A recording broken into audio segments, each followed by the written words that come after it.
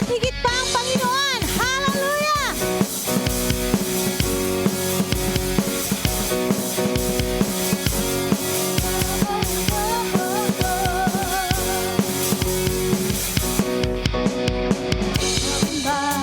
Sa kawalan pagpapala mo'y laging daan, di matatakot sa panganib, pagkat naririyan ka palagi, di matitinag sa pagsubok, ang pagsama mo'y tiyak at tibos, di mapipigil sa pag-awit, pagkat ikaw ay mabuti. Napakabuti, nawa ang aking pastol hindi magkukulang, sapat na at higit pa. Sabihin po natin, biyaya mo'y sagana at umaapaw, sapat na at higit pa. Sapat ka sa lahat kong pangangailangan,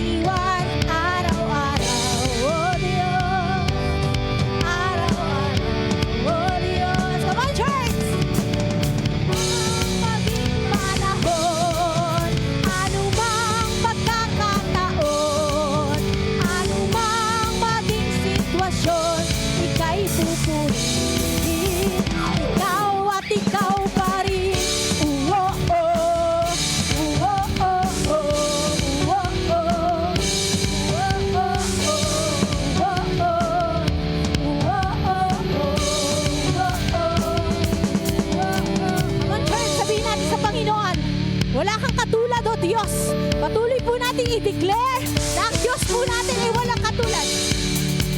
Wala kang katulad. Wala kang katulad. Wala kang katulad. Yes, Lord. Wala kang katulad. Wala kang katulad.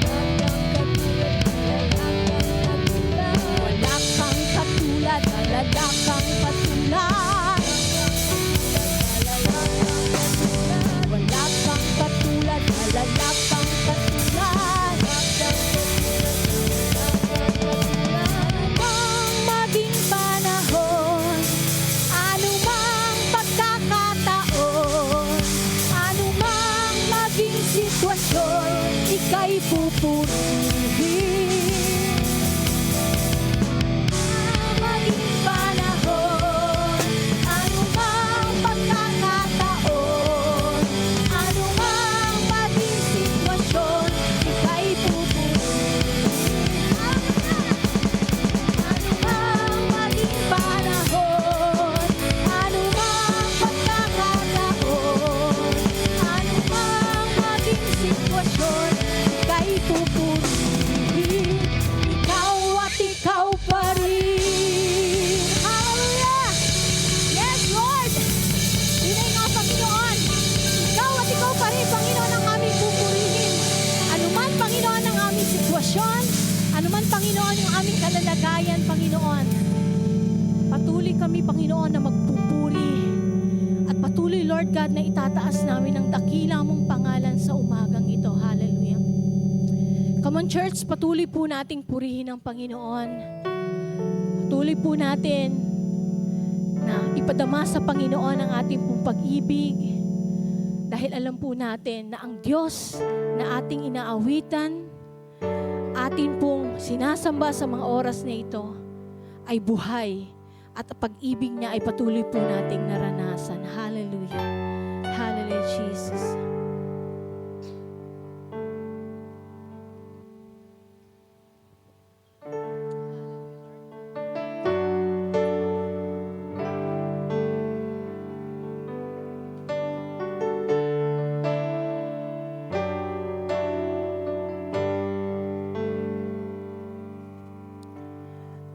Tinig mo ang aking hanap-hanap sa gitna ng bawat takot at paghihirap,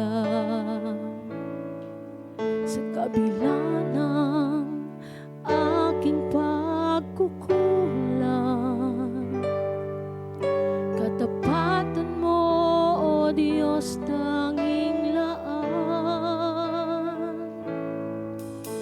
sa puso at damdamin, ika'y mananatili.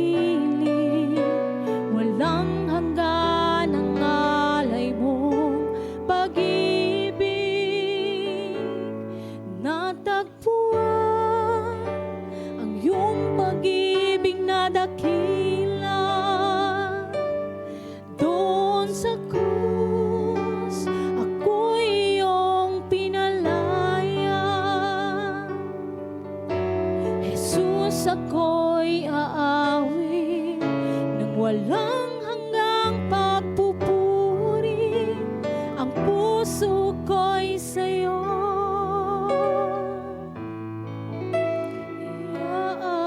iaalay.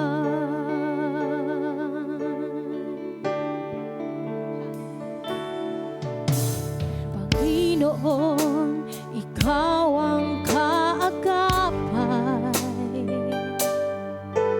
Kabutihan mo sa akin di nagkukulang. Panginoon, ikaw ang kailangan. Mapagkailanman sa'yo ako'y mananahan. Sa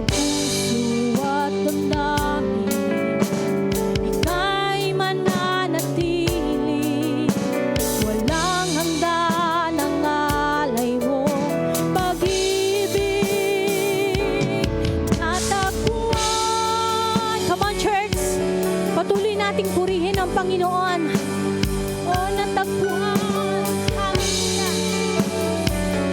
iyong pinalaya. Jesus, ako'y aawit nang walang hanggang papupuri. Ang puso ko'y sa'yo. Natagpuan ang iyong pag-ibig.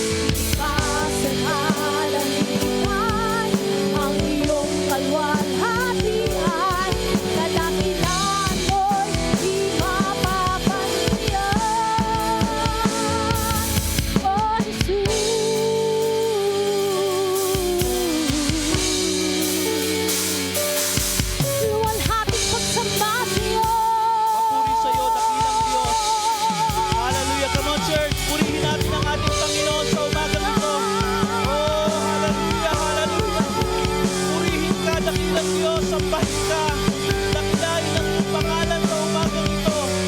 Walang ibang pangalan kami itataas sa lugar ito, Panginoon, kundi ang pangalan mo lamang, Jesus. Sapagat ikaw ay mabuti, ikaw ay tapat, ikaw ay banal, Panginoon. Kaya marapat lang ang iyong mga anak sa umagang ito ay mag-alay ng papuri, ng pagsamba, luwalhati sa iyong dakilang pangalan ngayong umagang ito. Oh, hallelujah, hallelujah. Salamat, Panginoon, sa iyong kabutihan. Salamat sa iyong katapatan, Panginoon, sa iyong walang hanggang pag-ibig sa bawat isa sa amin. Kaya kami narito, Panginoon, upang mag-alay, magbalik ng papuri, ng parangal sa iyo lamang, dakilang Diyos. Tanggapin mo, Panginoon, ang aming pagsamba, ang aming pong pagluwalhati ngayong umagang ito, because you deserve the highest praise, O God. Panginoon, kulang pa ang aming oras upang ikaw ay aming papurihan. Ikaw, Panginoon, ay aming pong pasalamatan sa lahat ng bagay na ginawa mo sa aming pong buhay. But today, Lord, we are here upang kami, Panginoon, ay magbalik ng papuri, ng pasasalamat sa iyong dakilang pangalan, sa lahat ng bagay na ginawa mo sa aming pong buhay, Panginoon. Lord, napakaraming bagay na nangyari sa aming pong buhay. Napakaraming pagsubok, napakaraming pangyayari, Panginoon, sa loob ng isang linggo. Hindi na namin mabilang, Panginoon. Subalit ang iyong katapatan, ang iyong walang hanggan na pagkilos sa aming pong buhay, Panginoon, ay patuloy naming nararanasan, Panginoon. Kaya naman ngayong umagang ito, Panginoon, kami nag-aalay ng pagsamba sa iyo. At dalangin po namin, Panginoon, ang bawat puso ng bawat isa sa amin ay patuloy mo pong kalugdan, Panginoon, upang ang aming pong mga papuri, pagsamba ay makaabot sa iyong biyaya ng trono ngayong umagang ito. Panginoon, nakikita mo po ang puso ng bawat isa po sa amin. Hayaan mo, Panginoon, na ikaw lamang ang patuloy na tinitibok ng aming pong mga puso sa umagang ito. As we hear your message this morning, O God, hayaan mo po na ang aming puso, Panginoon, ay mabuksan at patuloy na ang iyong mensahe ay malayang makakilos sa aming pong mga buhay, Panginoon. Lord, patuloy naming pinagkakatiwala sa iyo ang buhay ng bawat isa sa amin. Lalong higit, Panginoon, ang aming pong pananambahan ngayong umagang ito. Let your presence, let your Holy Spirit move in our midst right now, Panginoon. Hayaan mo, Panginoon, ang bawat kalalagayan ng iyong mga anak ay patuloy mo pong katagpuin sa lugaring ito. Lord, ang iyong yakap ay patuloy mo pong ipadama sa bawat isa sa amin. Sa umagang ito, Panginoon, ganoon din patuloy po namin itinataas sa iyo ang aming pong bansang Pilipinas. Panginoon, nakikita mo po ang mga kaganapan, ang mga nangyayari po sa aming pong mahal na bansa, lalong-lalo na, Panginoon, sa mga paaralan na kung saan, Panginoon, ang mga kabataan ay patuloy, Panginoon, na nakakaranas, Panginoon, ng hindi tamang pagtrato sa kanila ng kapwa kabataan. Panginoon, sa mga oras na ito, hinihiling po namin, Panginoon, na patuloy mong buksan ang puso at isip ng bawat mga magulang na hindi lamang namin iaasa, Panginoon, sa paaralan ang aming pong mga anak, kundi bilang magulang, sa loob ng tahanan magsisimula, Panginoon, ang tunay na pagbabago sa buhay ng mga batang ito. At ang tunay na relasyon, Panginoon, na nagmumula lamang sa iyo. Panginoon, buksan mo ang bawat puso ng mamamayang Pilipino. Patuloy kang magpakilala, Panginoon. Pumasok ka sa puso ng bawat isa sa amin at patuloy mong pagharian ang buhay ng bawat isa sa amin. Lalong-lalo na, Panginoon, ang buhay ng mga kabataang ito. Panginoon, sa mga kabataang nakaranas, Panginoon, ng hindi tama, huwag mo pong hayaan, Panginoon, na mapuno sila ng trauma. Bagkus, Panginoon, palitan mo po ng pag-ibig, palitan mo, Panginoon, ng assurance na nagmumula sa iyo, upang sa gayon, Panginoon, ang mga batang nakakaranas, Panginoon, ng hindi tama ay makadama ng tunay na pag-ibig na nagmumula lamang sa iyo, dakilang Diyos. Sa umagang ito, Panginoon, patuloy mo pong ingatan ang buhay ng aming mga anak. Sa dami po ng mga nangyayari ngayon, sa dami, Panginoon, ng mga masasamang loob ngayon, huwag mo pong pahintulot, Panginoon, ng aming mga anak ay mapahamak ang kanilang buhay. Bagkus, Panginoon, ingatan mo po ang aming po mga mahal na anak. At ganoon din, Panginoon, ang bawat mag-aaral sa anumang antas, sa elementarya, sa high school, maging, Panginoon, sa kolehiyo. Patuloy mo pong pagpalain ang buhay ng mga kabataan ito sa kanilang pag-aaral, Panginoon, ay matupad nila ang kanila pong mga pangarap sa buhay. Panginoon, salamat po, maging ang aming mga kapulisan, ang aming pong mga barangay officials, ang aming pong mga barangay tanod. Panginoon, patuloy mo po silang bigyan ng discernment, Panginoon. Na patuloy, Lord, yung mga bagay, yung mga taong nagtatangka na gumawa ng hindi tama, Panginoon. Lord, patuloy mo pong ihahayag ang mga katiwalian na ito. Ang mga taong patuloy na gumagawa at lumalaban, hindi lumalaban ng patas, Panginoon. Lord, dalangin po namin, baguhin mo ang puso, isip ng mga taong ito. Magkaroon sila ng personal relationship sa iyo. Upang sa gayon, ang mga nagnanakaw, ang mga gumagawa ng hindi tama, ay magbago at magkaroon, Panginoon, ng tamang relasyon sa iyo. Panginoon, salamat po. Naniniwala po kami na may pag-asa pa ang aming bansang Pilipinas. Hanggat kami patuloy na nanalangin sa iyo, hanggat kami patuloy, Panginoon, nananampalataya na ikaw ang tunay na Diyos na may kontrol ng lahat ng bagay sa aming pambuhay. Panginoon, magbabago at magbabago ang bansang Pilipinas. Simula sa bawat barangay, dito po sa Barangay Molino 4, hanggang sa aming pong city government ng Bacoor at ng buong Cavite at ng buong Pilipinas, patuloy po namin itong pinagkakatiwala sa iyo. Lord, ang aming pong mga government leaders, simula po sa aming pong president, down to the list, Panginoon, sa aming mayor, sa aming governor, Panginoon, sa aming pong barangay captain, and down to the barangay kagawad at sa aming pong mga tanod, Lord God. Patuloy na bigyan mo po kami ng puso na tapat, na handang maglingkod, na may katapatan sa iyo at sa aming pong mga mamamayang Pilipino. Maraming pong salamat. Pagpalain mo po ang aming gawain ngayong umagang ito. I speak blessing to each in every one of us na narito ngayon. Alam ko po, Panginoon, batid mo po ang kalalagayan ng iyong mga anak na narito ngayon. Patuloy mo pong katagpuin, Panginoon, ang buhay ng iyong mga anak sa umagang ito. Ang iyong pagpapala ay patuloy na mananagana sa buhay ng bawat isa sa umagang ito. And as we hear your message this morning, hayaan mo po, Panginoon, na hindi lamang namin ito mapapakinggan, kundi, Panginoon, ito'y tumimo sa aming puso, sa aming isipan, at patuloy, Panginoon, lalabas kami ng pintuan ng iglesyang ito, na taglay namin, Panginoon, ang bagong puso na nagmumula lamang sa iyo. We give you praise, we give you honor and adoration. And this is our prayer, Lord. In Jesus' mighty name we pray. Everybody say, Amen! Amen! Hallelujah!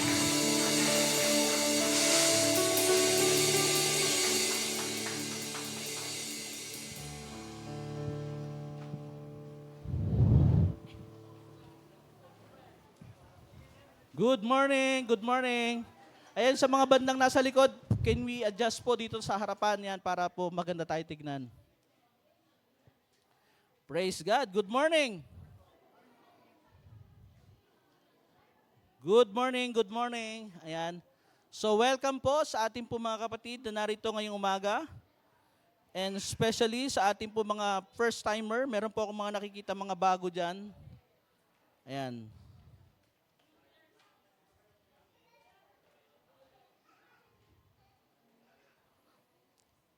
Praise God. Good morning. Are we blessed this morning?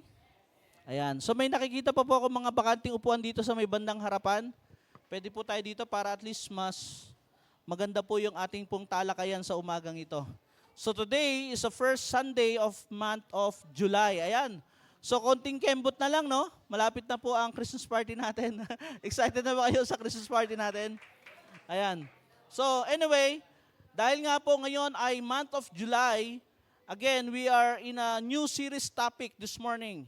So ngayong umaga pong ito, pag-uusapan po natin ang patungkol po sa wisdom that guards the heart. Ayan. Sabihin nyo nga po, wisdom that guards the heart.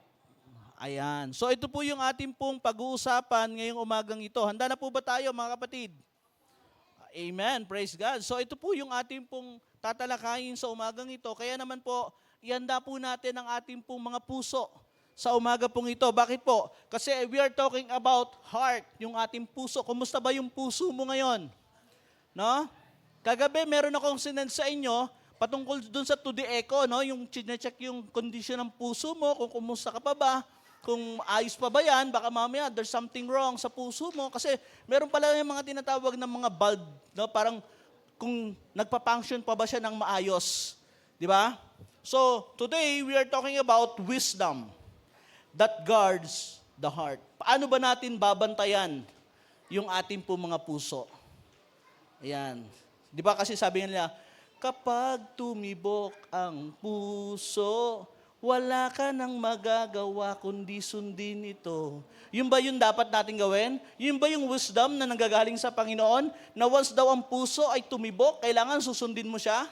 So now, titinan po natin. Ayan, ang aga naman, nauna na yung tights niya bago yung... Ay! Ayan, nakapagbigay na po ako. Salamat. Ang galing, ano? Nauna na po siya magbigay. Yan po maganda. Dapat bata pa lang tinitrain na natin. Nauna na siyang nagbigay. Ayan. So, purihin po ang Panginoon. So, ngayong umaga, pag-uusapan natin ang patungkol po, paano natin babantayan ay ang ating po mga puso. Okay? So, samahan niyo po akong basahin ang ating pong text this morning. If you have your Bible, meron po tayong mga Bible po dyan. Pakibigyan po yung mga gustong sabay sa atin sa pag-aaral natin ngayong umagang ito. Meron tayong mga Bible dyan sa children's room. Ano po? But today, I just want to read it in New Living, NIV version. New International Version. Sige po, tayo po tayong lahat as we read the Word of God this morning. Babasahin ko po sa inyo sa Book of Proverbs, chapter 4, beginning verse 20 to 27. Sabi po dito, ng sumulat, my son, pay attention to what I say. Listen closely to my words. Do not let them out of your sight. Keep them within your heart. For they are life to those who find them and health to a man's whole body. And verse 23, ito po yung gusto ko pong pagtuunan natin ng pansin. Kasi po ito po yung pinaka-text natin this morning. Sabi sa verse 23, above all else, guard your heart, for it is the wellspring of life. Put away perversity from your mouth, keep corrupt talks far from your lips. Let your eyes look straight ahead. Fix your gaze directly before you. Make level paths for your feet and take only ways that are firm. Do not swerve to the right or the left. Keep your foot from evil. Purihin po ang pagbasa ng salita ng Diyos. Tayo po'y sumandaling yumukot manalangin. Dakilang Diyos na makapangyarihan sa lahat. Salamat sapagkat ikaw ang nagsisiyasat ng puso ng bawat isa po sa amin. Kaya naman po ngayong umagang ito, patuloy po naming pinasisiyasat sa iyo ang aming po mga puso. At hayaan mo, Panginoon, anumang bagay na nakakapagparumi sa amin, anumang mga bagay na nagiging hadlang, Panginoon, upang hindi namin masunod ang iyong kalooban sa umaga pong ito. Binibigyan ka namin ng karapatan, Panginoon, sa aming puso na kumilos, gumawa, Panginoon, magbago ng aming pong puso ngayong umagang ito. Sapagkat nais namin, Panginoon, ang kalooban mo lamang ang patuloy na mangyari sa aming pong mga buhay. Let your word speak, Panginoon, sa aming pong mga puso sa umaga pong ito. Maraming pong salamat. Itago mo po ako sa iyong likuran. Ikaw pong makita at maluwalhati at maparangalan sa umaga pong ito. Ito po ang aming dalangin sa pangalan ni Jesus. Amen. Amen. Praise God. Sige po, tayo po'y makakaupo. So ngayong umaga, mga kapatid, makita po natin dito na ito pong verse na to ay ina-apply to command to guards one heart. Na kailangan daw po, bantayan po natin ang ating po mga puso. So, kasama daw po dito, yung ating po mga sinasabi, yung ating pong nakikita, at yung ating pong mga ginagawa. No? Kaya po kung mapapansin niyo po dito, bakit kailangan bantayan ang puso? Bakit kailangan yung puso ang bantayan? Hindi ba pwede yung atay? Hindi ba pwede yung balon-balunan? Hindi ba pwede yung kidney? Di ba? Yun ang ano eh. At saka kung mapapansin nyo, sa lahat ng parte ng katawan, yung araw lang ng puso ang meron tayong sineselebrate. Pero yung araw ng mga atay, wala. Di ba? Araw ng balon-balunan, wala. Pero pagdating sa araw ng mga puso, sineselebrate natin ito. At hindi lang yon, kundi sinasabi pa ng scriptures, we need to guard our heart. Hello? Amen po? Taas nyo nga yung kamay nyo, ganito nyo nga yung kamao nyo. Ayan, sabi nila, kung gaano daw kalaki yung kamao mo, ganyan daw kalaki yung puso mo. Ganyan daw. Di ba? So, kailangan daw bantayan natin yung puso natin. Tapos yung puso, wala daw yan sa left, wala daw yan sa right. Kumbaga, nasa center. Kaya lang, mas malakas yung tibok dito sa right, sa left, kaya nandito, pagka nag-ano tayo, dito natin nararamdaman siya. Pero ang totoo, nasa gitna daw yung puso natin. Di ba? Kasi yung center ng buhay natin yan. Bakit po? Kasi yung heart natin is very important sa buhay po ng isang tao. Kapag yung heart ng isang tao ay hindi na po nag-function, automatically yung tao patay. Tama? Ganun po siya kaimportante. Kaya po, sabi ng iba, ang puso daw po ay isa sa mga traidor ng sakit. Yung heart attack, di ba? Hindi mo alam kung kailan ka atakihin ng heart attack. Kasi nga daw po, yan daw po ay traidor. Di ba? Pero the reason why kung bakit kinakailangan bantayan natin yung ating pong mga puso. Ganon din po sa ating pong physical heart. Kailangan binabantayan mo yan, nagbi-BP tayo, di ba? Nagkakaroon tayo ng monitoring ng blood natin. Bakit? Kasi yung heart natin, diyan po nagpo-flow lahat. Diyan dumadaan lahat yung blood natin. Siya yung nagpa-pump, nagsusupply ng blood sa lahat po ng ating pong parte ng ating pong katawan. That is why, napakalaki po ng parte ng participation ng puso natin sa ating pong katawan. Kaya kailangan po natin siyang bantayan. At ganoon din po sa ating pong spiritual life. Why? Kasi kung ano po yung naririnig natin, kung ano po yung nakikita natin, yan po ay pumapasok sa ating puso. At pag once na yan ay nasa puso mo na, yan po ay lumalabas na sa nguso. Hello? Di ba kaya nga kung ano yung nasa puso, yan ang lumalabas sa nguso. Hello? Handa na po ba tayo? Amen. So dito po makikita natin, yung scriptures and philosophies, frequently, patuloy nilang pinoportray yung heart as the center of emotion, desire, and thoughts. And ganun din po yung intention. So yan daw po yung nagiging center of emotion po natin. Kapag tayo po ay meron pong nararamdaman, meron po tayong dinidesire, meron po tayong iniisip, kasi connected po yan, no? So sometimes yung heart ay, mababasa natin siya sa ibang translation na parang kinoconnect siya as thinking, yung mind po natin. Bakit po? Kasi ganun po siya ka-connect, no? Yung intention po natin. So, we need to say, what store inside your heart eventually overflow into your behavior. Naniniwala po ba kayo doon? Na kung ano po yung nilalagay natin sa puso natin, yun po yung nagiging, overflow ng buhay natin. Kaya po, pansinin nyo, the reason why kung bakit may mga tao na dumadaan sa dialysis center, bakit po? Kasi kinakailangan po malinis yung kanyang dugo na dumadaloy sa kanya. Dahil kapag hindi po malinis yung dugo na dumadaloy sa kanya o yung pinapump ng blood o ng heart sa mga internal organs natin, doon po nagkakaroon ng mga komplikasyon.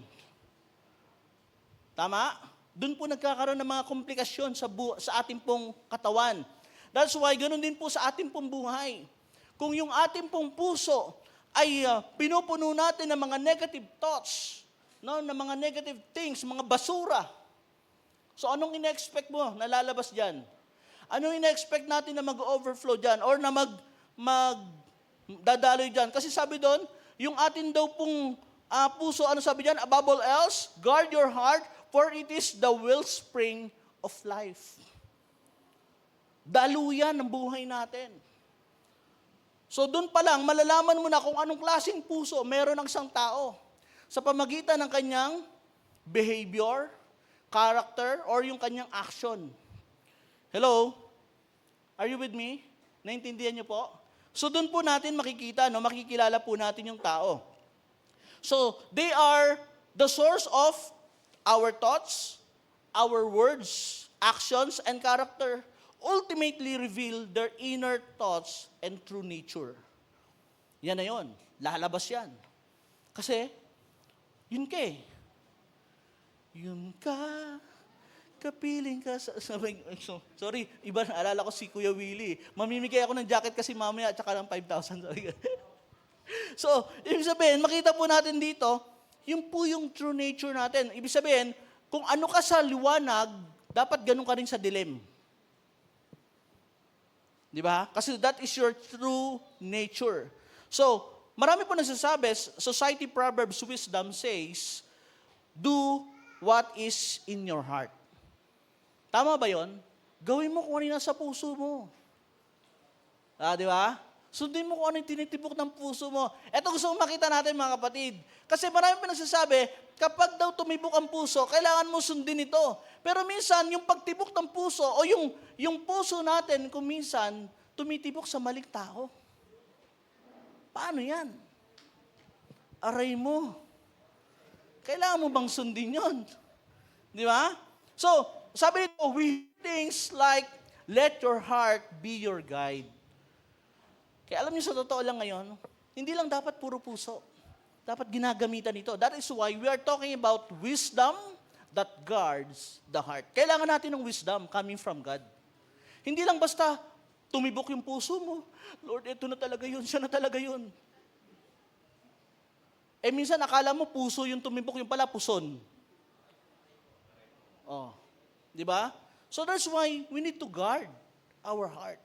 Tama ba, Lord, tama ba itong nararamdaman ko para sa Kanya? Mali ito, alam ko, Lord, kasi may asawa na siya, masisira ko yung relasyon nila. Mali ito, Lord, kasi committed na ako eh. Pag ginawa ko to, may nabasa nga ako sa Facebook. Sabi niya, meron daw isang lalaki, iniwan niya yung kanyang asawa, naging single mom. Tapos, pumatol siya sa single mom din na mas marami pang anak kaysa sa kanya. Eh di wow. Di ba? Well, sorry pero hindi ako against dun sa mga second marriage or kasi depende po yan sa situation eh. Kung yung alam mo na sa umpisa pa lang, mali na, wag mo nang gawin. Sabi nga ni Duterte, masisira ang buhay mo.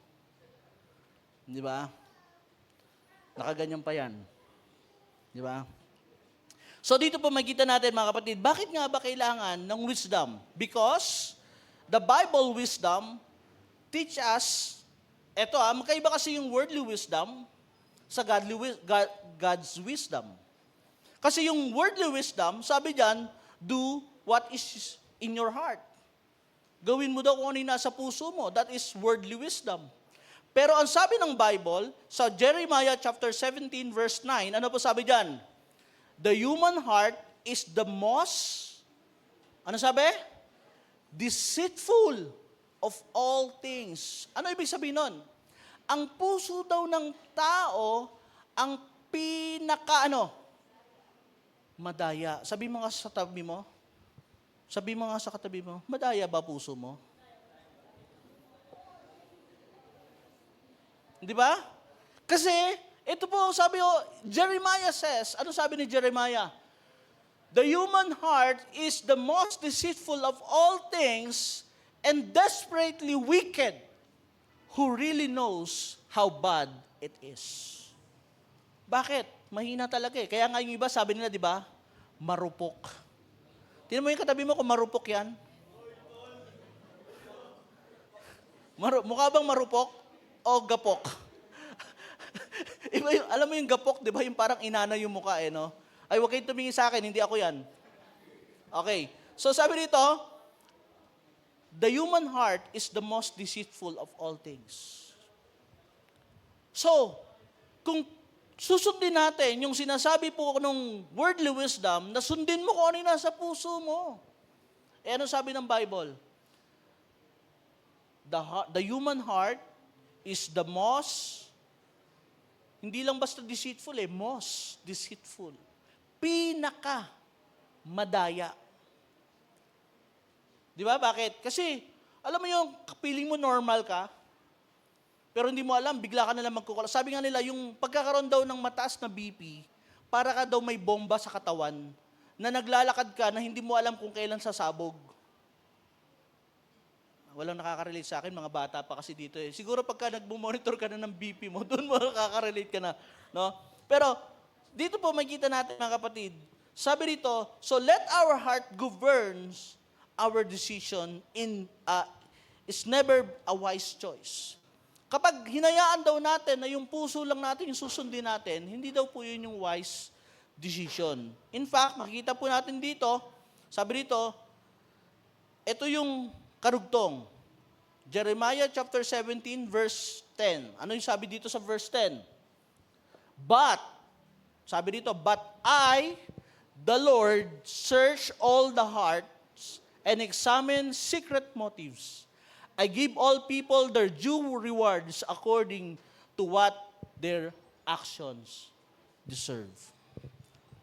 So dito po, makikita po natin, although sinabi po ni Jeremiah na ang puso ng tao is very deceitful, pero ito ay isang maganda. Sabi niyo ano yon? Ang isang maganda rito, ang sabi ng Panginoong Hesus, but I, the Lord, search all hearts and examine secret motives. So meaning to say, alam ng Diyos ang lahat ng motibo ng puso natin. Alam ng Diyos yung dahilan bakit ka nagpapagamit sa Kanya. Alam ng Diyos bakit ka nandito ngayon. Alam ng Diyos bakit mo nililigawan yung tao na yan. So marahil siguro ginagawa mo yung isang bagay na hindi nila alam yung totoong intention mo, pero batid ng Diyos yung totoong intention mo, bakit mo ginagawa yung isang bagay. Because ang sabi dito, I, the Lord, search all hearts and examine secret motives. I give all people their due rewards. So meaning to say, meron po tayong Diyos na nakakakita ng lahat ng nilalaman ng puso natin. So kung maayos yung laman ng puso mo, you will have a reward. Bakit? Kasi ito yung sabi ng Panginoon. Amen po. So, ito yung maganda. Kaya po, ang sabi po dun sa Proverbs chapter 3, verse 5 to 6, ano po ang sabi? Sabi po dun sa Proverbs chapter 3, alam ko, familiar na kayo dito, ito po ang sabi, trust in the Lord with all your heart. Trust in the Lord with all your heart. Bakit po? Kasi ang sabi ni Jeremiah, doon sa 17 verse 10, but I, the Lord, search the heart. So, meaning to say, may mga times na yung puso natin, hindi natin naiintindihan. Tama ba itong tinitibok ng puso ko? Tama ba itong nilalaman ng puso ko? May mga pagkakataon na dinidesire natin, pero hindi natin alam kung yun ba ay tama, yun ba ay makakabuti para sa atin. Pero ang maganda rito, sa Proverbs chapter 3, verse 5 to 6, anong sabi diyan? Trust in the Lord with all your heart. Ibig sabihin, ipagkatiwala mo sa Diyos yung puso mo. Why? Kasi hindi tayo nakakasigurado, 24 hours, mababantayan natin yung puso natin. Meron ba dito sa inyo, pagdating ng gabi, matutulog din siya, hawak niya yung puso niya, diyan ka lang, huwag ka alis, babantayan kita, matutulog ako ngayon. Hindi, di ba? Hindi na natin siya nababantayan eh. That is why, sabi dito ng Bible, sabi ng Proverbs, trust in the Lord with all your heart. Do not depend on your own understanding. Why? Because sometimes, may mga akala nating tama. Di ba? Bakit? Kasi maraming tao, pag tinanong mo yan, lahat pabor sa kanya eh. Kasi wala naman tao na kakalabanin yung sarili niya eh. May nakakita na ba kayo ng ganun tao? Yung sarili niyang desisyon, kinakalaban niya? Wala, di ba? Pero dito makikita natin, do not depend on your own understanding. Seek His will in all you do, and He will show you which path to take. Kasi hindi natin alam eh. Baka mamaya itong gagawin natin, hindi natin alam, mapapahamak tayo. Baka mamaya itong gagawin natin, dinideceive pala tayo ng emotion natin. Kasi bakit? Yung puso natin, nandiyan yung ating emotion. Di ba minsan yung emotion natin, nagbabago-bago yan eh. May times okay ka, may times hindi ka. Pero hindi mo alam, dinadaya ka pala ng sarili mong emotion. That's why it's very important to each and every one of us na ipagkatiwala natin sa Panginoon yung ating pong puso. Why? Because, ang sabi dito, si Lord yung nag-e-examine ng laman ng puso natin that every secret motives na meron po tayo. So, meaning to say, magiging maayos po yung ating pong mga desisyon sa buhay. Tingnan mo nga yung katabi mo, sabi mo nga sa kanya, maayos ba desisyon mo sa buhay? Di ba? Kaya minsan may mga desisyon tayo na parang alam mo yon, pagdating na ng dulo, naghahanap tayo ng masisisi, pero wala namang ibang bagay na nagdesisyon dyan, kundi ikaw lang. Okay? So now, makita po natin dito, meaning to say, the heart is truly the mirror of who we are. Naniniwala po ba kayo doon? Meaning to say, the heart is truly a mirror of who we are.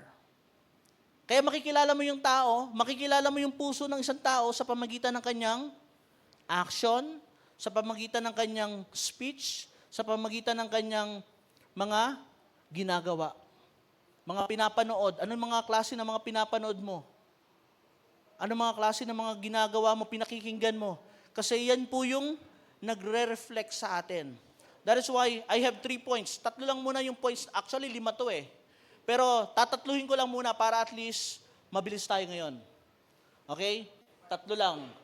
So, the heart is truly a mirror of your heart. Of who you are. Point number 1. Pakibasa nga po. Point number 1. What comes into your ears? Ayan. Ang sabi ng ilan, nung araw, nung kabataan po namin, malaki po ang epekto sa buhay ng mga kabataan yung mga pinakikinggang mga songs, mga kanta. Alam niyo po, hindi naman sa pagyayabang pero nung time po namin ng 90s, lahat po ng mga nire-release na songs, bago po yan i-release, dadaan po yan sa, meron tayong mga, yung mga MTRCB, mga ganyan, di ba? Sila yung nag-check niyan eh. Pinifilter muna nila lahat yan. Kapag yung mga songs, may mga bad words, may mga malicious words, hindi nila yan ina-approve. Hindi nila, sa mga kaedad ko dito, meron ba ako mga kaedad dito? Totoo ba yung sinasabi ko? Di ba? Dumadaan po yan. Hindi yan basta i-release kapag yan may mga bad words, makakasira ng image ng iba. Hindi. Pero pansinin nyo ngayon, yung mga kanta ngayon, pansinin nyo, may mga patayan, may mga bad words, may mga mura, lalo na yung mga nauso yung mga trash talk. Di ba? Pero karamihan sa mga kabataan ngayon, yun yung gustong-gusto nilang pinakikinggan. That is why, akala natin walang effect sa atin. That's why the point number 1 is what comes into your ears. Alam niyo po ba, pansinin niyo yung tenga ng tao. Pansinin niyo. Tingnan niyo yung tenga ng katabi niyo. May mahaba, may maliit, di ba? Sabi nila, pag mahaba daw, matagal daw buhay. Pero hindi ako doon. Pero ang gusto kong makita natin is this. Yung tenga na to, na nasa right at saka nasa left, subukan mong, imagine mong tanggalin, alisin mo yung pagmumuka. Alisin mo yung pagmumuka and then pagdikitin mo yung tenga, yung dalawang tenga, pagdikitin mo. Pag pinagdikit mo pala yung tenga, nag-shape siya ng heart. Anong shape niya? Heart. Why? Kasi kung ano yung naririnig mo, pumapasok sa puso mo. Hello? Kaya pansinin niyo sa family, kapag meron kayong problema, tapos yung kausap mo hindi nakikinig sa'yo, hindi niya talaga nasa sa puso yung problema nung pinag-uusapan ninyo eh. Bakit? Kasi hindi siya nakikinig. Kaya malaki po yung factor na ang isang tao dapat meron tayong tinatawag na heart of listening. Bakit? Kasi kapag ikaw, lalo na sa mga counselor, kapag ikaw hindi ka marunong makinig, hindi mo maano yung problema ng taong kausap mo. Hindi na rin siya magkakaroon ng interest kausapin ka. Pansinin niyo sa mga partner natin, di ba? Kapag kinakausap ka, tapos nakita mo sa cellphone, Mamaya tatahimik na lang yan. Bakit? Kasi alam niya hindi ka nakikinig eh. Pero ito yung isang factor. Kung ano yung mga pinakikinggan natin, ibig sabihin, kaya mo pinakikinggan yan, gusto ng puso mo yan. Nakikinig ka ng chismis, gusto ng puso mo yan. Nakikinig ka ng mga pangit na salita, gusto ng puso mo yan. Kasi kung hindi yan ang gusto ng puso mo, bakit mo i-entertain yung mga bagay na yan? Na alam mo naman, sa umpisa pa lang, nagpapasok ka ng basura sa puso mo. Hello? That's why, Proverbs chapter 4, verse 20 to 22, ano sabi diyan? My son, pay attention to what I say. Ano po yung sinasabi dito? Listen closely to my words. That is the word of God. Marami pong tao, ayaw nilang pakinggan yung salita ng Diyos. Bakit? Kasi sinasabi nila, ayoko niyan, ang daming bawal, ang daming ganito, ganyan, bla bla bla. Pero mas gusto nilang pakinggan yung mga masasarap sa tenga nila.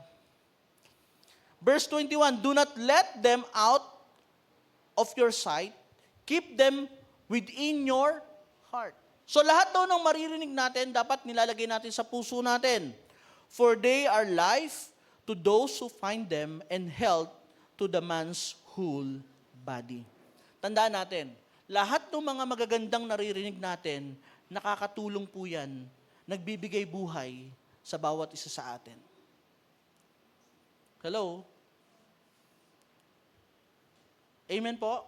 That is why what enter your ears will ultimately influence your mind, your heart, your decision. So, better to be careful what you listen. Ingatan po natin yung mga pinapakinggan po natin. Bakit po? Kasi, hindi po natin alam, baka mamaya, yung pinakikinggan natin, nagagawa na natin. Kaya, ultimo sa mga kinakanta natin. Di ba?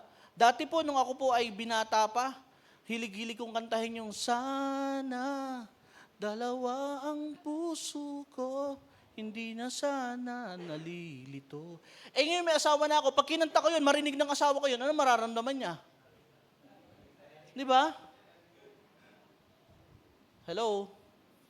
Tapos dati, gustong-gusto kong kantahin yung, bakit ngayon ka lang? Bakit ngayon? Kung kailan ang aking puso'y. Gustong-gusto ko yung pakinggan natin. Yung, remember me kapag nag-iisa. Di ba? So yung mga pinakikinggan mo, hindi mo namamalayan, yun ka sa araw at sa tuwina. Di ba? Nagiging yun ka eh.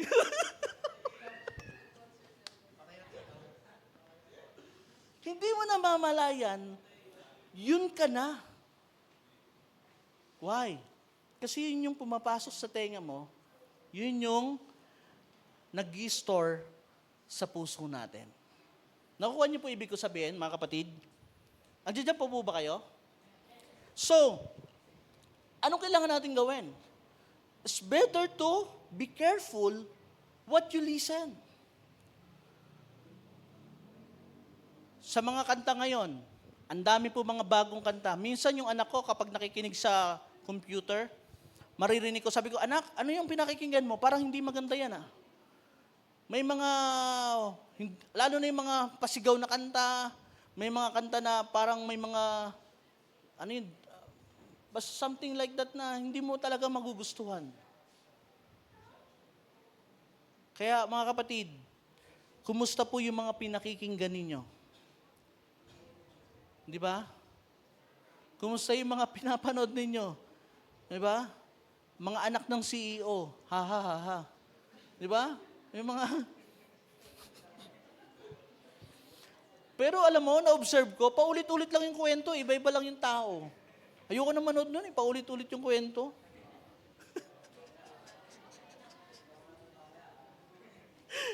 Okay, so ano sabi dito?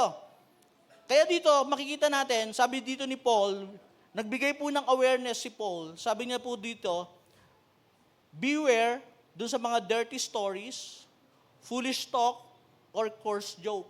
Yan, may mga ganyan ba? May mga ganyan ba dito na mahilig mag-joke na mga kahit pabiro yan, hindi dapat natin binibiro or gino-joke yung mga ganyang bagay. In Ephesians chapter 5 verse 4, ano sabi ni Paul? Sabi ni Paul, ano sabi? Basahin natin sabay-sabay. 1, 2, 3, go! Joke, these are not for you. Instead, remind each other of God's goodness and be thankful. Ayan. So, dirty stories, sino mga mahilig ng mga ganyan? Meron ba kayong mga kilala, mga kiss and tell?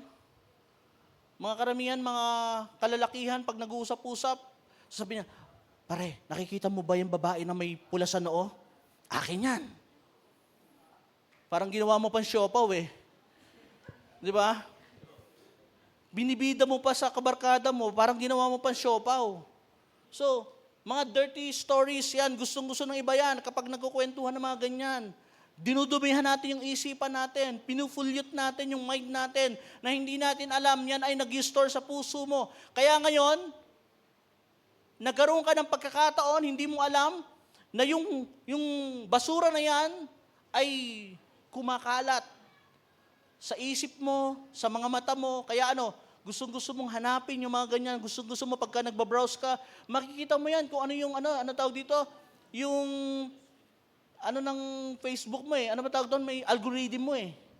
Malalaman mo yan kung ano yung algorithm mo. May mga lumalabas sa mga sexy. Why? Kasi yun yung gusto-gusto ng mga mata mo eh. Alam mo si Facebook, magaling din siya eh. Bakit? What is in your mind? Nakita niyo yung question niya agad? What is in your mind? Akala mo lang, trick yun eh. Bakit? Kasi hinuhuli ka niya kung ano talaga yung nasa isip mo. Pero kung ano yung pinupuntahan mo, binabrowse mo palagi, yun yung ipifeed niya sa'yo. Bakit? Kasi alam niya na yung nasa isip mo eh.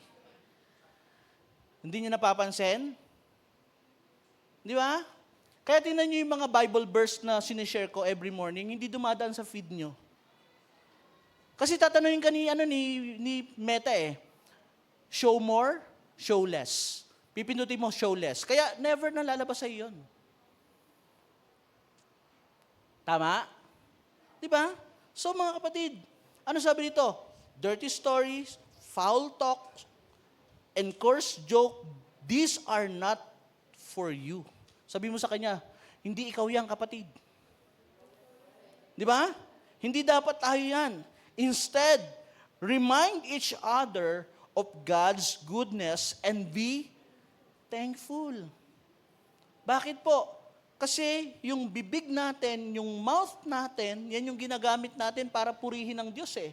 Tapos yan din yung gagamitin mo para magsalita ng mga dirty words, mga, alam mo yun, mga salitang hindi tama. Diba? Mga dirty stories. Avoid ungodly counsel.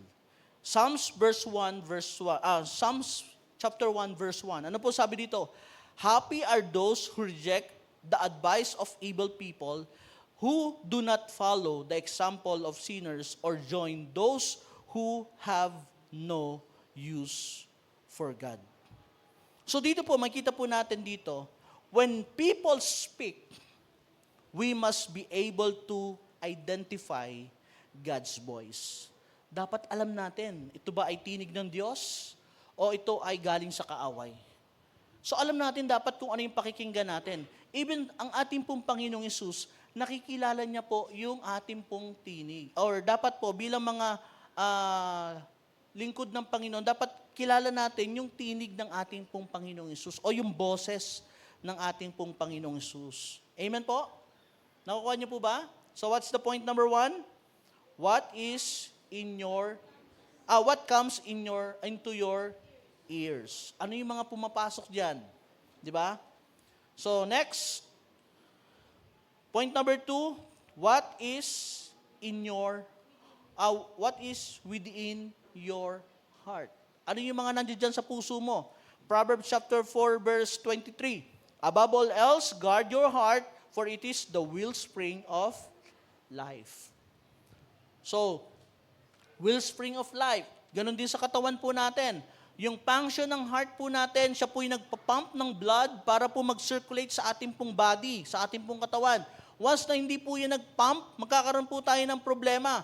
That is why kailangan natin pong bantayan.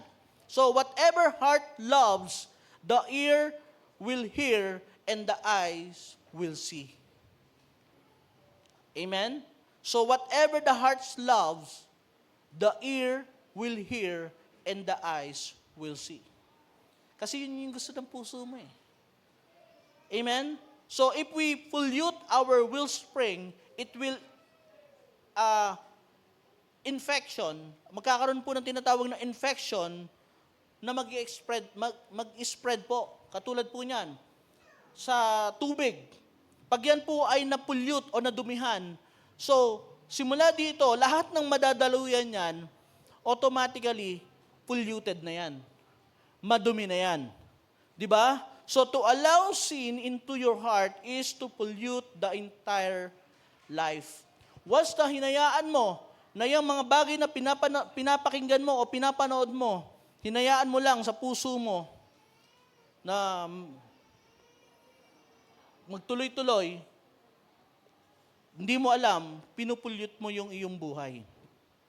Kaya ang sabi dito, the heart is the master control of the life. Amen? The heart is the master control of the life. A wrong heart is always produces a wrong life. Kaya tingnan mo, pag mali ang motibo ng puso ng tao, mali ang buhay eh. Di ba? Kaya makikita mo talaga kung ano yung nasa puso, yun talaga yung lalabas sa kanya.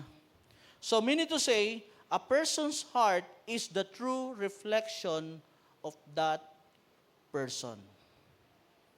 Magre-reflect at magre-reflect yan sa isang tao.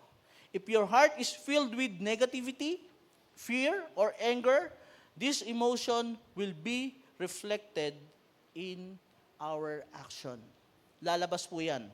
Bakit po? Kasi kapag ang tao, punong-puno ng mga negative, pag may nakita yan, pag may kausap yan, wala kang ibang maririnig dyan, kundi puno mga negative. Ayun si ano, alam mo ba yan? Atin-atin lang to ha. Pero yung word niya na yun na atin-atin lang to, ilan na yung nasabihan niya na atin-atin lang to? Pero yung sabi niya sa'yo, atin-atin lang to, hindi mo alam, pang-sampu ka na dun sa atin-atin lang to. Di ba? Kaya niloloko ko. Nung one time, nag-share ako sa AFP, kasi, di ba nga, chaplain ako sa AFP. One time, naatasan ako mag-share. And then, ang isa sa mga na-share ko nga po is about gossip. Kasi, alam mo naman, walang exempted dyan pagdating sa gossip. Usong-uso yan, mga siraan, mga ganyan. Then, na-share ko dun sa kanila, there are two kinds of salute. Alam niyo ba yon? Two kinds of salute. Yung first regular salute o yung standard salute is yung ganito. Yan. Salute yan. Pangalawang salute, ganito. Alam mo ba si Kuya Jed, ang pogi niyan. Di ba? Yung mga, kaya yung iba dyan, kahit hindi naman sundalo, nagiging sundalo eh. Sumasalute. Atin-atin lang to ha. Di ba? So, yun po yung dapat nating iwasan. Why? Because a heart filled with love, gratitude, and kindness will manifest in a life that spread positivity and goodness. So, dapat po, yun po yung nag-spread po sa atin. No? Huwag tayo magkalat ng mga fake news. Ang spread natin yung good news. Amen po ba? Hello? Are you with me? So, meaning to say, the heart should be guarded, for out of it wellspring comes one's action. Ano pong sabi sa Luke chapter 6 verse 45? Sabi dito, a good man produces good deeds from a good heart. So, saan daw na po nagsisimula yung mabuting gawa ng isang tao? Sa puso. Kasi marami pong tao magaling lang magsalita. Kulang sa gawa. Puro gawa, kulang sa gawa. May kilala ba kayong ganon? Again, Luke chapter 6 verse 45. A good man produces good deeds from a good heart. And an evil man produces evil deeds from his hidden wickedness.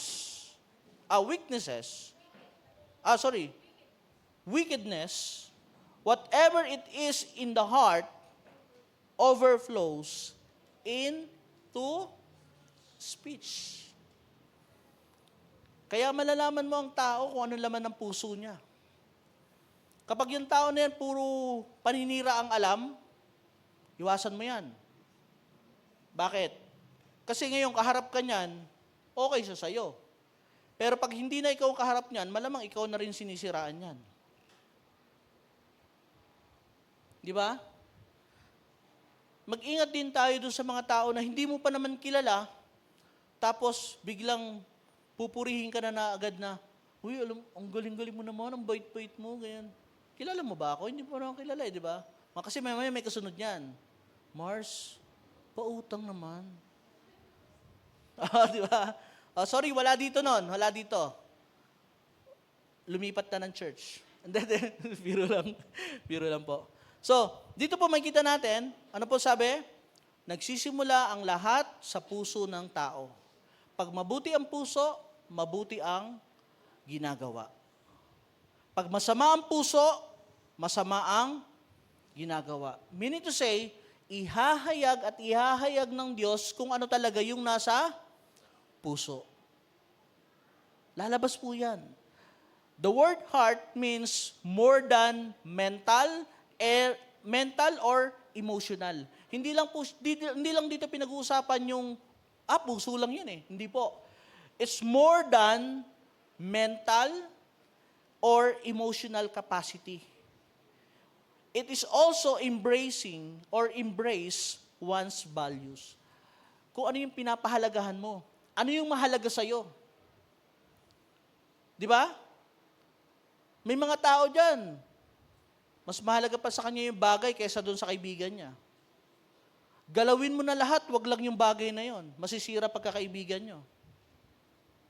Di ba? Kasi kung ano yung nasa puso niya at pinapahalagahan niya, yun yung importante sa kanya. In Matthew chapter 6 verse 21, ano po sabi diyan? Wherever your treasure is, there the desire of your heart will be also.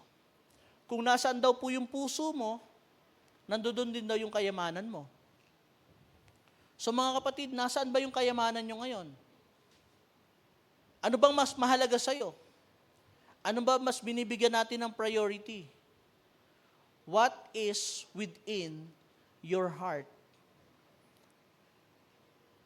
Kaya po dito makikita natin, lalabas ang katotohanan. Kung ano yung mahalaga sa puso mo, kung ano yung mas tinitreasure mo, nandoon yung gustong-gusto mong gawin.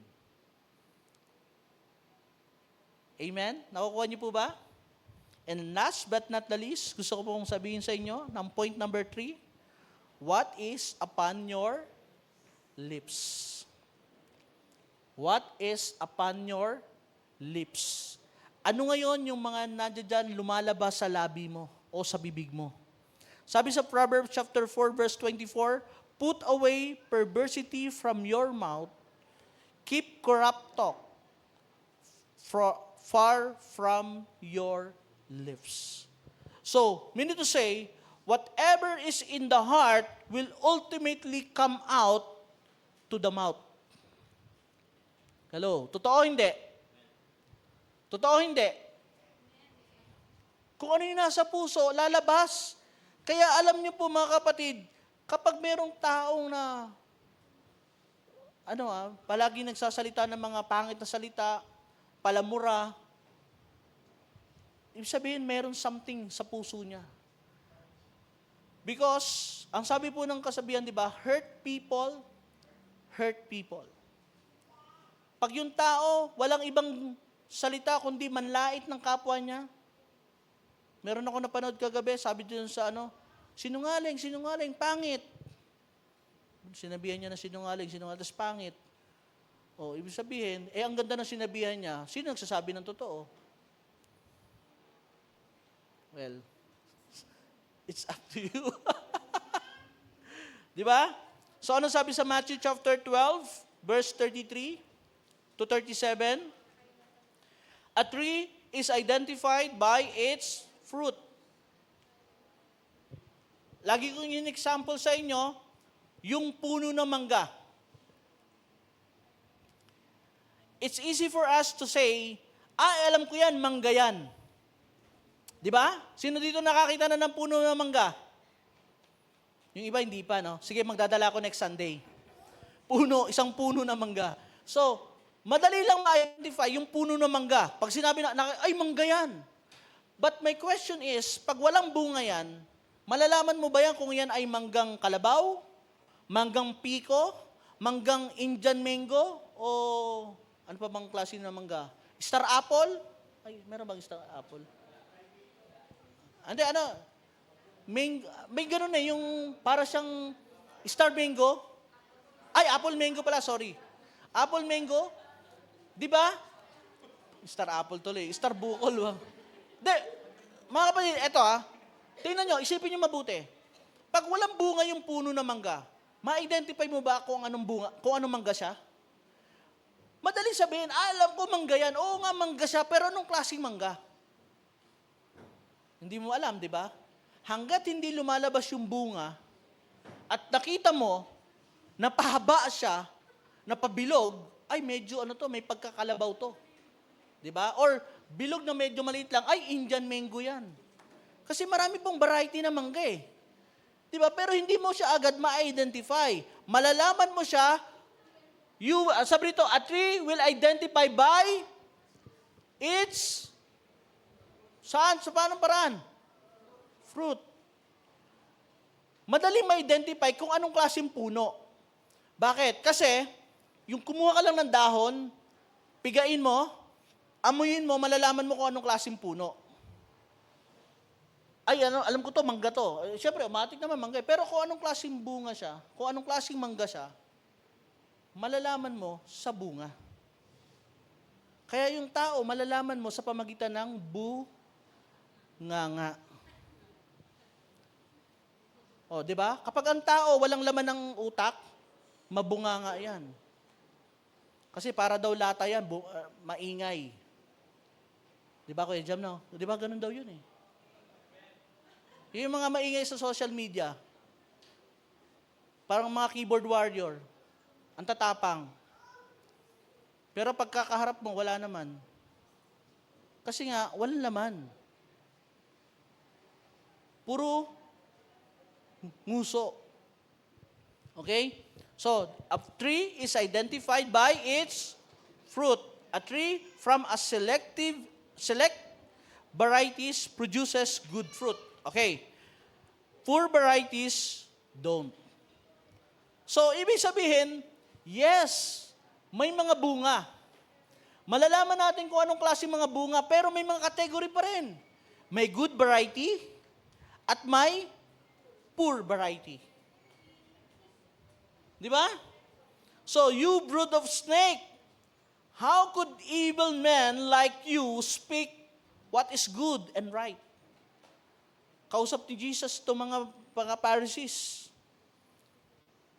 Bakit po? Kasi itong mga Pharisees nito, magaling sila mamuna ng mga mali. Pero ang problema, pag sila may mali, hindi nila nakikita yon. Di ba? For a man's heart determines his speech. A good man's speech reveal the rich treasures within him. An evil heart man is filled with venom, and his speech reveals it.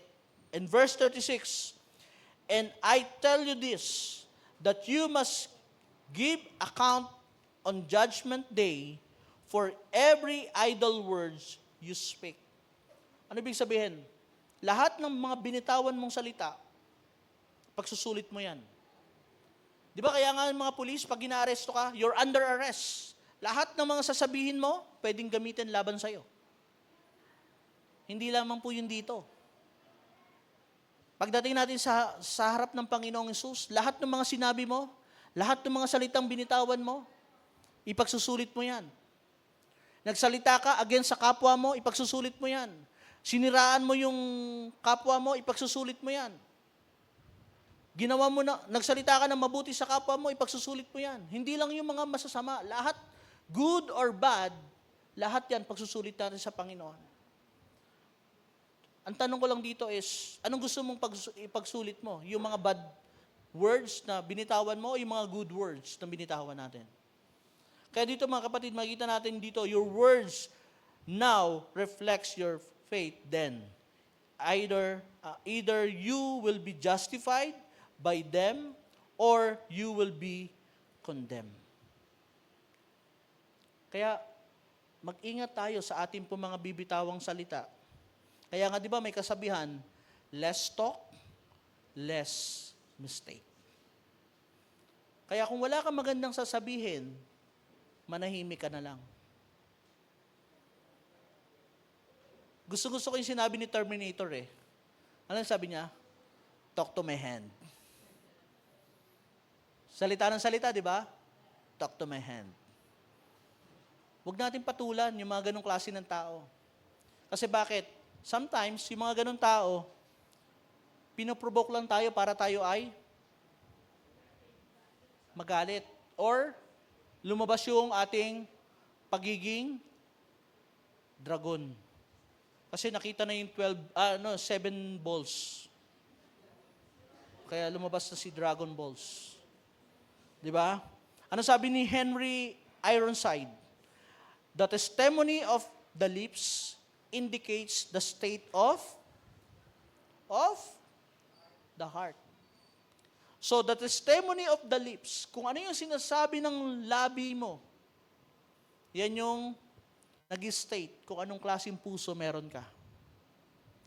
Kung yung tao na yan punong-puno ng basura yung puso, puro negative yung maririnig mo niyan. Yung mga tao na puro paninira yung ginagawa sa kapwa, tandaan mo, yung puso niyang punong-puno ng basura. Bakit? Kasi yun yung lumalabas eh. Yung mga negative. But the people who speak good news, yung mga kabutihan ng Diyos, yung mga pagpapala ng Diyos, yan yung taong sobrang blessed. Bakit? Kasi walang ibang lumalabas sa bibig niya, kundi puro kabutihan ng ating pong Panginoong Hesus. Tandaan natin mga kapatid, sabi po dito, bad speech point more serious heart issue.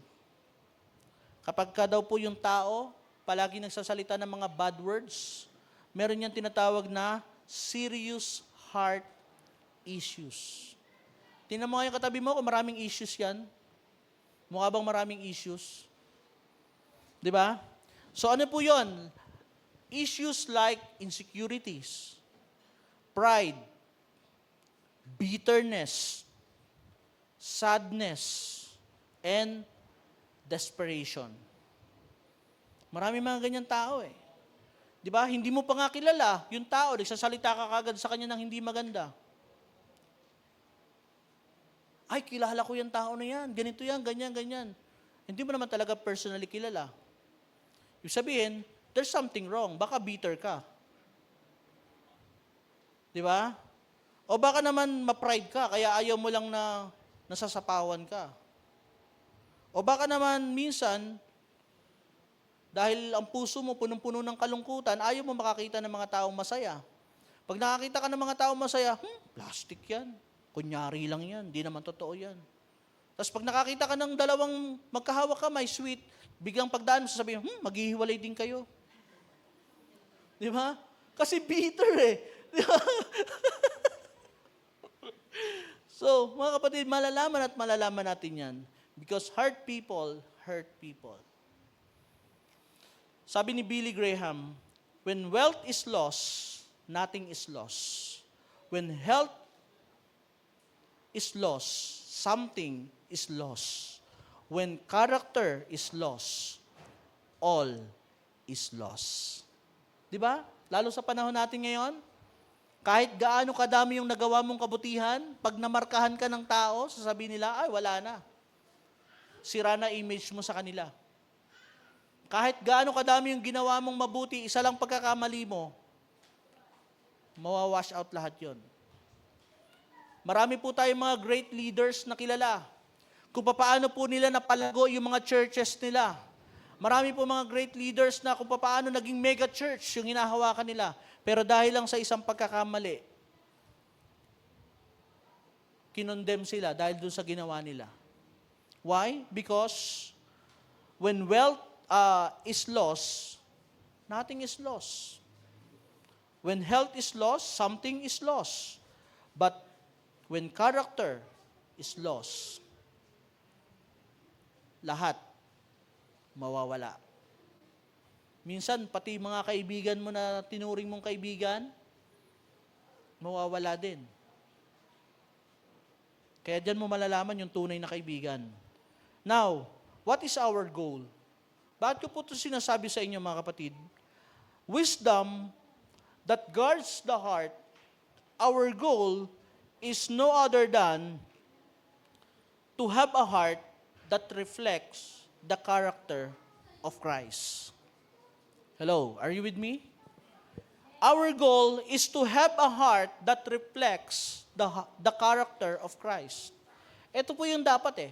So para po mabantayan natin yung ating pong mga puso, yes, ano ba yung mga pumapasok sa tenga mo? Ano ba yung mga pinakikinggan mo? Ano ba yung laman ng puso mo? Ano ba yung mga lumalabas sa bibig mo? Nagre-reflect yan sa atin. But our main goal, na gusto po makita natin dito, is dapat po nagre-reflect po sa atin, walang iba kundi yung character ni Jesus Christ. Na para bagang pag nakikita ka ng mga tao, hindi ka pa nagsasalita, alam na nila, ay, Christian yan. Hindi yung napaaway ka na't lahat-lahat, tapos malalaman nila, akala ko ba Kristiyano yan? Ba't ganyan? Bigla-bigla na nanambunot. Di ba? Ephesians chapter 4 verse 31 to 32. Ano po sabi diyan? Stop being mean, bad-tempered, and anger, quarreling, harsh word, and dislike of others should have no place in your life. Wow. Mga kapatid, ano po sabi dito? Again, ulitin ko. Stop being mean, bad temper. Meron ba dito mga tao na madaling mag-init yung kanilang ulo? Konting pagkakamali, mainit agad ang ulo? Magagalitin? Quarreling? Mahilig makipag-away?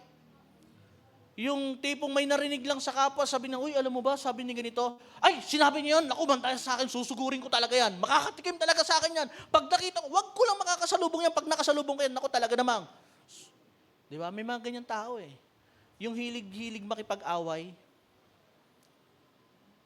Tapos, bandang huli, marirealize nila yung ginagawa nila. Kaya nga mga kapatid, we must reflect the character of Christ. Harsh words, yan, mga masasakit magsalita, dislike of other should have no place in your life. Kaya minsan nagkakaroon po ng discrimination. Kasi minsan nagkakaroon tayo ng, ay, ayoko niyan kay dito lang tayo lang, huwag natin isama yan. Hindi yan belong sa atin. Kapatid, bilang isang Kristiyano, dapat hindi po tayo nagtatangi. Lahat po, dapat po ay ating pong minamahal. Sabi mo nga sa tabi mo, minamahal. Tapos pag uwi, sabi ni pastor, lahat daw minamahal. Magmahalan tayong lahat. Bantayan natin yan, baka ibang pagmamahal na yan. Baka meron dito magkatabi, nagliligawan pa lang, tapos biglang sinabi, ang anniversary date natin, July 5. Paano naging July 5? Di ba sinabihan mo akong I love you? Sabi ni pastor, minamahal daw eh. Delikado tayo dyan. So ano pong kailangan natin gawin? Instead, be kind to each other. Alam po, sa totoo lang mga kapatid, ang hirap pong maging kind. Lalo na kapag yung tao hindi mo gusto. Di ba? Lalo na yung tao na alam mong hindi ka rin niya gusto. Kung ayaw mo sa akin, di wag. Pero ito po ang sabi ng Bible, instead be kind to each other, tender-hearted, forgiving one another, just as God has forgiven you because you belong to Christ. Kaya, ano dapat maging goal natin? Ang maging goal natin, ma-reflect natin yung character ni Christ na meron po tayo. Bagamat tayo, hindi tayo kaibig-ibig, pero minahal tayo ng Panginoon. Hindi tayo katanggap-tanggap, pero tinanggap tayo ng Panginoon. Hindi tayo kagamit-gamit, pero ginamit tayo ng Panginoon. So mga kapatid, nawa, ganun din po yung maging heart natin sa mga tao, na bagamat yung tao na yan, nakikita mo parang hindi ka igibig-ibig, na ba naman tao na to, parang ang hirap naman mahalin ito, ang dungis-dungis naman tignan ito. Di ba, may mga ganyan tayo minsan, mahalin pa rin natin sila. Paramdam pa rin natin sa kanila na mahal natin sila. Bakit? Kasi ito yung gusto ng Panginoon na nagre-reflect sa atin. Why? Because we are created in God's image. Hello? Andiyan pa po kayo mga kapatid? We are created in God's image. So dapat po nagre-reflect sa atin ang pag-ibig ng ating pong Panginoong Yesus. Hindi lang tayo, lumawa dito sa church, hindi mo lang kakamayan yung kakilala mo. Mamaya, pagkatapos nito, baka mamaya kakamayan mo lang yung kakilala mo. Lahat kamayan natin. Huwag tayo mahihiya. Bakit po? Because we are one big family dito po sa church. Amen po? Amen? So, last verse, ang gusto mo makita natin, Proverbs 21 verse 20. Ano po sabi dito? Ito pong kailangan natin gawin. Ito po, sometimes, ito po yung akala ng maraming tao eh. Sabi niya, you may think that everything you do is right. Sino dito yung mga ganitong klase ng tao? You may think that everything you do is right, but remember that the Lord judge your motives. Kasi may mga tao na ma-pride. Minsan akala nila lahat ng ginagawa nila, ay tama to, alam ko tama to eh. Pero, ano kailangan natin? Kailangan natin ng bagong puso na nagmumula sa Panginoon. Sino dito gusto ng bagong puso ngayong umaga? Puso na kung saan ang nag-create walang iba kundi ang ating Panginoong Yesus. In Psalms 51, verse 10, ano po sabi dito? Psalms 51, verse 10. Ito po ang sabi ng author, create in me a new, clean heart, O God, filled with clear thoughts and right desires. Ito po yung kailangan natin ngayong umaga, mga kapatid. Kailangan natin ng tamang pag-iisip, tamang desisyon, upang sa gayon, sa lahat ng bagay, aspeto ng buhay natin na gagawin natin, hindi po tayo magkakamali. So ngayong umaga, i-desire po natin na, Lord, create me a new, clean heart. Sapagkat ito yung gusto ng Panginoon sa atin. Yung punuin ng Diyos ng malinis na pag-iisip, ng tamang desisyon, ang ating pong mga puso. Nang sa gayon, makakasigurado po tayo na lahat ng bagay na ating pong gagawin ay naaayon sa kalooban ng ating pong Panginoong Yesus. Can we bow our head, please? Yuko po tayo lahat sa umagang ito. Kapatid, sa umagang ito, i-desire po natin na sa umagang ito, Lord, bigyan mo po kami ng bagong puso. Pusong malinis, pusong tapat, at pusong handang sumunod at magpasakop sa kalooban mo, Panginoon. Panginoon, sa umaga pong ito, narinig po namin ang iyong mensahe. At sa bawat isa po na nakapakinig nito, ikaw, Panginoon, ang patuloy na sumiyasat ng puso ng bawat isa po sa amin. Give us a new heart, Panginoon. A clean heart na kung saan, Panginoon, na meron pong tamang pag-iisip, tamang desisyon, na sa bawat plano ng buhay po namin. Hindi po kami magkakamali. Lord, marahil po may mga decision kami nagawa na hindi tama. Marahil may mga bagay ang puso namin na naisip, na nagawa, na hindi po ayon sa iyong kalooban. Patawarin mo po kami sa umaga pong ito. Hayaan mo po, Panginoon, ang puso namin na naging matigas sa iyo noon. Lord, palitan mo to ng bagong puso na nagmumula lamang sa iyo. Pawiin mo, Panginoon, lahat ng karumihan na meron po kami. Pang sa gayon, Panginoon, magiging maayos yung lalabas sa aming pong mga labi, yung aming pong i-desire na pakinggan at makita. Ikaw lamang, Panginoon, ang makapagbibigay sa amin ngayong umagang ito ng bagong puso, malinis na puso, na meron pong magandang intention, hangarin, Panginoon, upang ikaw ay amin pong mapaglingkuran. We thank you, Lord, for your word this morning. Nawa, Panginoon, di lamang namin ito napakinggan ngayon, kundi, Panginoon, lalabas po kami ng pintuan ng iglesyang ito. Taglay po namin ang bagong puso na nagmumula sa iyo. Salamat po, Panginoong Yesus. Ito po ang aming nagkakaisang panalangin sa pangalan po ni Jesus. Everybody say, Amen. Amen. Praise the Lord.